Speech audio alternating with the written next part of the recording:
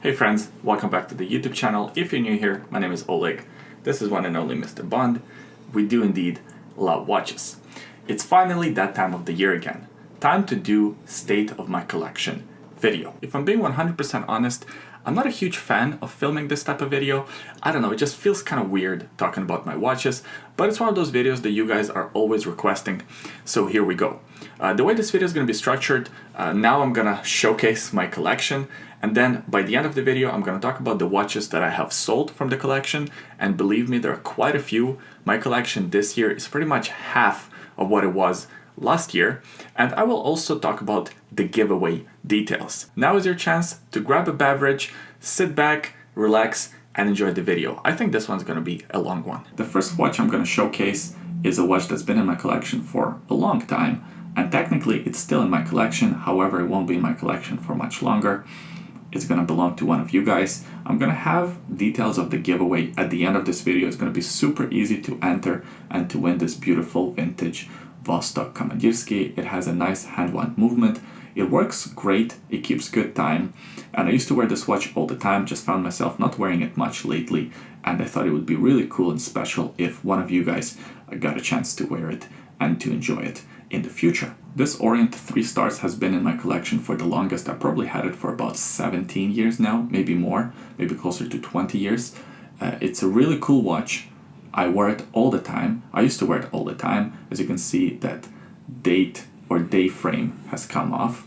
I need to glue that back in place. I haven't worn this watch much at all. In fact, the next 3 watches after this are going to be all watches that I don't wear a lot. I just have personal connection to them, so I will never get rid of them. This is the first of those 4 watches. And here's the second watch that I don't wear at all, but have personal connection with. This is an Invicta watch that I wore all throughout high school.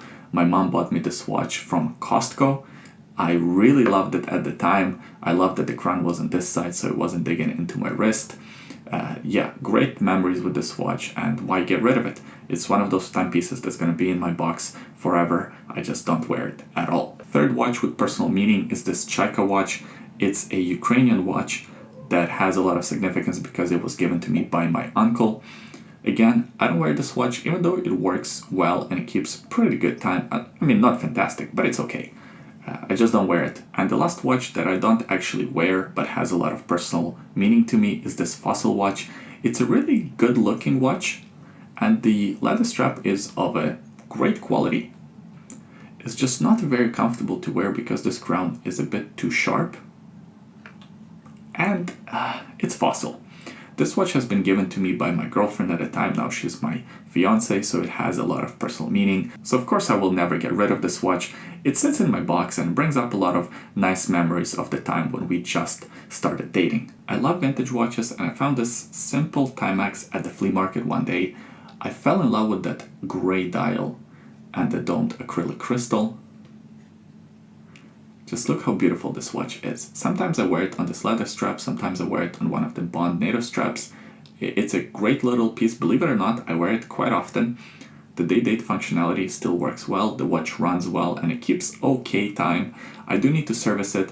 The service of this watch is going to cost more than the watch itself. It's a really cool piece, and I enjoy wearing it, so that's why it's worth, at least for me, to go ahead and spend that money on the servicing and enjoy this watch for the years to come. This is a Vostok Komandisrskie from 2016, unlike the vintage one that I'm giving away. Although not that much has changed in the quality of the watch and in the overall design of the watch, they pretty much stayed the same. It's one of my favorite watches in the collection. I've had it for a long time. In fact, it's one of the first watches that I actually reviewed on YouTube. Have a look back at that video. It's very cringy, I do have to warn you. It's one of the first videos I ever recorded. I can't watch my old videos. I actually don't like watching myself on the screen at all. I find myself wearing this watch from time to time, although I don't wear it as much because of the other watch that I bought. But I used to wear it all the time for skiing and snowboarding and bike riding. It's a slim watch, so it slips under the cuff of your shirt. It's a comfortable watch to wear, and it's pretty much bulletproof. One of the coolest watches you can buy for around 50 bucks. And believe it or not, I bought it for like $25 or something like that. Second Vostok in my collection is the Scuba Dude. This is the Amphibia. I've modded mine, so I replaced the bezel. I also added some brushing. And of course, I replaced the strap. This strap here was actually given to me by one of the local subscribers. It's one of the Barton rubber straps. It's a two-tone, black and white, and it fits the aesthetic of this watch really well. I find myself wearing this watch all the time. Once again, it is almost bulletproof. It still has proper 200 meters of water resistance. It's a really fun summer watch to wear to the beach or to the swimming pool. Another fun summer watch, another Vostok. It's slightly different Vostok. It's not your Russian Vostok. This one is actually Vostok Europe. I think it's made in Lithuania, and it has the Seiko NH35 movement. This watch is special because it's been given to me as a gift by one of my really good friends. I wear it from time to time. It's a bit too big for me, so it's not the most comfortable watch to wear. However, in the summer, I do wear it from time to time. It stands out quite a bit. It's a cool looking piece, and it's so different from all the other watches in my collection. This is the first of a couple micro brand watches that I have in my collection at the moment. This one is a Phoebus Wavemaster. I actually got this watch 2 years ago, maybe 2.5 years ago, so it's been quite some time since I've had it in my collection. I love the look of this watch. I love the price point of this watch. It was under $300. I think it's like $230, $250, something like that. Great specs for that price. Really cool and unique looking timepiece. And if you've seen the last couple of State of the Collection videos, you probably recognize this watch already. Another diver watch in the collection. This one is a Citizen Promaster. I did a review of this watch. Of course, I did a review pretty much of all the watches that you see in this video.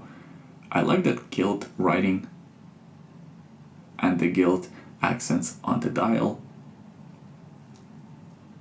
It's a limited edition Asia version, I believe. An automatic Miyota movement as opposed to your regular Promaster that has a quartz movement. Day-date complication. I also like the crown at the 8 o'clock position as opposed to 3 or 4 o'clock position. A really cool and unique timepiece. I have it on the Bond NATO strap. I think it looks really nice on the NATO, and I find myself wearing this watch quite a bit. Remember when I said when I was talking about Vostok Komandisrskie that I used to wear that watch all the time during sporting activities, but then it was replaced with a different watch? Well, this is the watch that replaced Vostok Komandisrskie.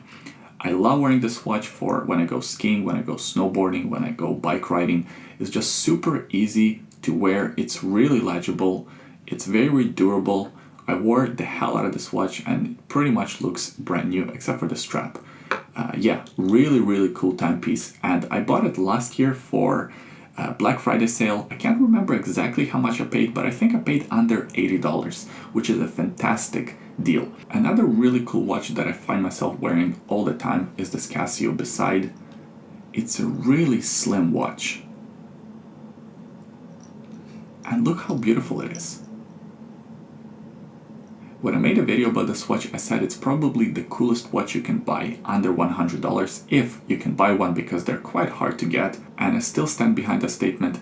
I think there are very few watches that are cooler than this watch and that cost less than $100. It's one of those watches that has an amazing value for money proposition if you're into it. If you're not, you will say, well, it's just a simple Casio quartz watch that has a very cheap bracelet and that doesn't have a seconds hand that aligns with indices. And you'd be right, but to me, there's something really cool and really special about this timepiece. This is one of the more recent additions to my watch collection, Hamilton Khaki Air Race. I did a review of this watch. This one was sent to me by ashford.com for the review, and I kept it in my collection. I just love it so much. I like the size of it, I like the legibility. It's a great watch for this season, fall, winter season. I like the leather strap. It's quite thick, so at first it was a bit uncomfortable, but now that I wore it in, it's great. Next up are the two G-Shocks in my collection. This is the first one, reference I believe 5610. I wore the hell out of this watch. I ran my marathon in it and then half marathon in this watch, and I trained for those events. I take it to the gym to lift weights and such. So it's been through a ringer, but still looks really good. And I like that solar power, so you never have to replace the battery. Although I don't find myself wearing this watch as often as I used to because of the next watch in my collection. So this is the second and the last G-Shock in my collection, the GA2100. I really love the look and the design of this watch, and I also like the fact that you can have time and you can have the timer running at the same time. When I'm at the gym, I like to time my workouts, and I find that functionality of having a stopwatch running in the background while I can still tell the time really useful. That's why I've been wearing this watch way more than my 5610. So I'm actually thinking maybe to get rid of the G-Shock 5610 and just keep this one. I know that 2 G-Shocks in the collection is not too many. I want to get more in the future. I just find that since I wear this one so much, the 5610 doesn't get as much wear, and I kind of feel bad about that. This is a vintage 1950s Baume & Mercier chronograph. I bought this watch about a couple of years ago, I think. I bought it broken, so I actually had to source some parts, find a watchmaker that was willing to repair this watch, and now it works well, it keeps good time, and it's one of the most beautiful watches I've ever seen. I love wearing this watch. It is a bit small. It's about 36 millimeters, so it appears, or maybe even 35 millimeters. So it appears quite small on my wrist. I still really enjoy it just because of how special it is. It's very difficult to find another one like it. Here's the second and last micro brand watch in my collection, for now at least. This is Zealous Horizons diver watch. 200 meters of water resistance, Miyota movement. It's not the most expensive watch that Zealous offers. It's not the most expensive Zealous watch that I've had, but it's my favorite. I love the design of this watch. I love the size of this watch.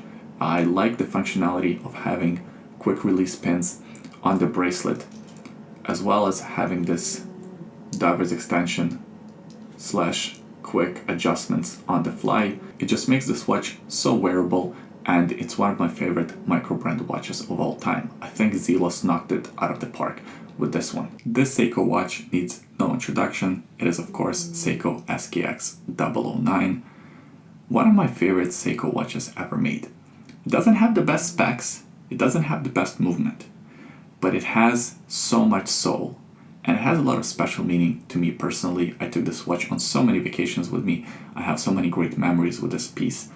It probably will never leave my collection, and as I said before, if my collection disappeared tomorrow, this would be the first watch that I would buy back. Now that they are discontinued, it's a little bit harder to find one. Still possible, but a bit harder, and they also have a bit of a higher price. So don't overpay for one, but if you don't have one, at least look into getting one. I really love mine. This is the very first Rolex that I bought, a Rolex Datejust. This one is from 1978, in pretty good condition, although it has been polished quite a few times, so the edges aren't as sharp. And I currently have it on an aftermarket Jubilee bracelet, since the bracelet for this watch is very stretched out. I still have that bracelet, but it's just very loosey-goosey, and it isn't the most secure bracelet in the world, so that's why I chose to put it on the aftermarket Jubilee. I really love this piece. It's one of the best looking watches ever made, and it's a classic for a reason. 36 millimeters, some might say a little bit too small for me. It's perfect. Yeah, it's one of my favorite watches in the watch collection. In fact, the next 4 watches, including this one, so that's 5 watches, are the 5 favorite watches in the watch collection. And this is one of them, Omega Speedmaster GoldenEye edition. Really love this quartz Omega Speedmaster. A lot of people complain that the seconds hand doesn't hit markers properly. Some people say that the bezel is not lined up properly and all these other things, doesn't have micro adjustments and blah blah blah. But to me, it's one of the best looking divers ever made, and just so special, so cool. GoldenEye is the movie that made me fall in love with James Bond as a franchise, as a character, and this watch I have so many great memories with. This was the very first quote-unquote luxury timepiece that I ever bought, and I enjoy it to this day, and it's one of the watches that I wear the most in my watch collection. This is the last diver watch in my collection and my favorite diver watch on the market, Tudor Black Bay 58. I have the original gilt and black version. I bought this one on my vacation in Europe last year, so I've had it now for about 1.5 years. Wow, time flies.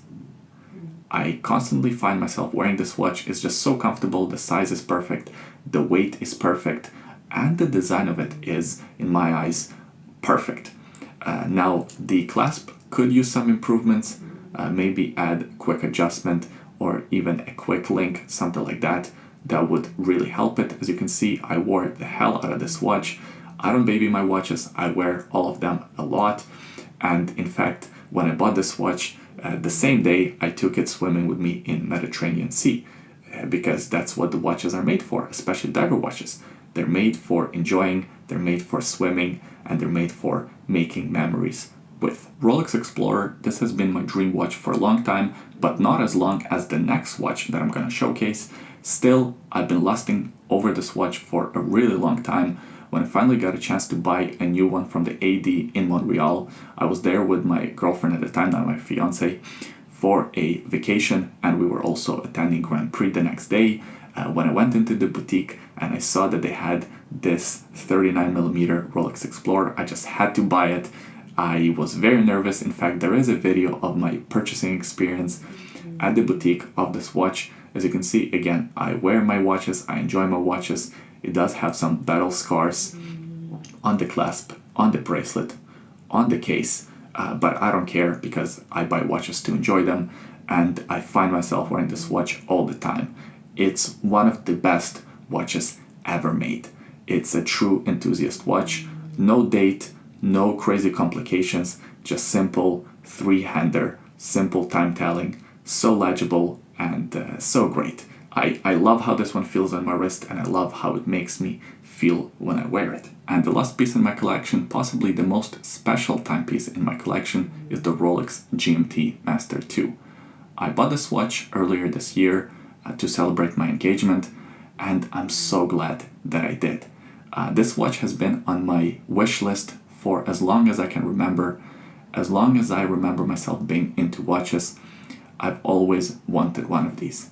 There's something so cool, so unique about the design of this watch. It's been imitated countless times. The two-tone Pepsi bezel, the case shape, the set of hands, the oyster bracelet, all these things are just so iconic, and I'm really happy with this watch. Sometimes you buy one of your grail watches, and maybe not even watches, one of the items that you really wanted for a long time, and it doesn't live up to your expectation. You kind of are happy at the time, and then time passes by and you're like, you know what, it's not as special as I thought it would be. Well, I'm happy to report it wasn't the case with this watch. I'm hoping that it never leaves my collection. I'm planning to wear this watch for my wedding day and to build more memories with it in the future. That was the state of my current collection. Now let's talk about the watches that I have sold or am selling this year, the watches that weren't featured in this video.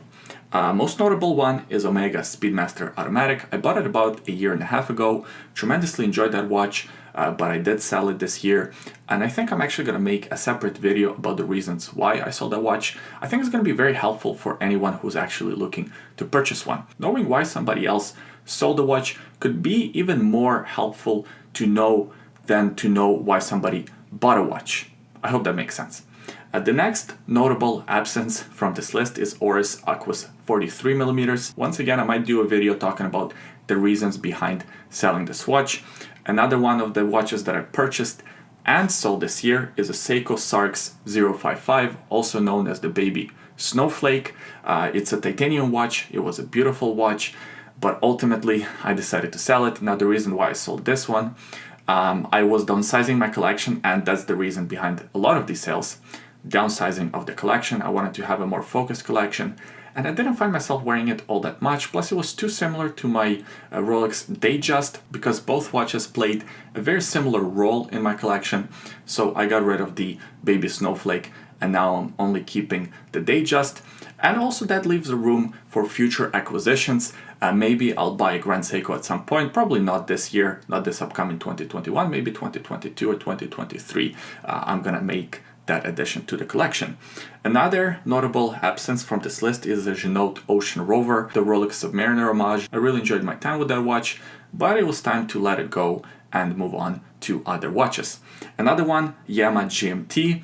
So this one was an acquisition and a sale both in 2020. The reason why I sold this watch, because I bought the Rolex Gmt Master Ii, and I didn't really need two diverse style GMT watches in the collection, and that's the reason why I sold Zealous Horizons GMT, because once again, I didn't really see the need of having two GMT watches in the collection. Plus, I kept a Horizons diver watch instead of the GMT. Another watch that I really liked but had to ultimately sell was the Zealous Mako version 2 in bronze with the meteorite dial. If I'm being completely open, I do miss that watch. I kinda wish I didn't sell it. That's one of those watches where I'm questioning myself whether it was the right decision to sell it or not. Who knows, maybe I'll buy it back in the future. And the last few watches that are notably missing from my collection are Seiko watches. So at one point I had about 7 or 8 Seiko watches in the collection, and now I only have 2. Now that's for a very good reason. Number one, 3 out of those 7 were chronograph watches, and I sold all 3 chronographs. I sold the vintage Panda quartz chronograph, I sold the vintage chronograph 6139, and I also sold the Seiko Flightmaster. Never thought that I would sell that watch, but over this year I just found myself not wearing it enough to justify having it in my collection, even though I really like the look of it. At the end of the day, I'm really happy that I sold all those Seikos. I don't regret selling them, and one of the biggest reasons why I sold them is to open up the collection for more Seiko acquisitions. I just couldn't justify having 7 or 8 Seiko watches in the collection, so I kept 2 of my favorites, so to speak, and then I'm planning to acquire more over 2021, maybe get one of their a little bit more expensive diver watches. Time will tell, and as I mentioned, I also want to get my hands on a Grand Seiko at some point in the future. As you probably noticed, my collection this year hasn't changed all that much from last year's collection. In fact, pretty much all the watches featured in this video are the same watches from last year, except for the big notable purchase, the Rolex Gmt Master Ii, my grail of all grail watches. I'm really happy with that acquisition, and I don't think that watch is going anywhere. Part of the reason why I had to sell other watches to fund this purchase, and also part of my new watch collecting philosophy. I want to have a more concentrated, smaller collection. I made a video about this, talking about how I'm gonna downsize my collection, and in fact that's what I've been working on, that's what I've been doing.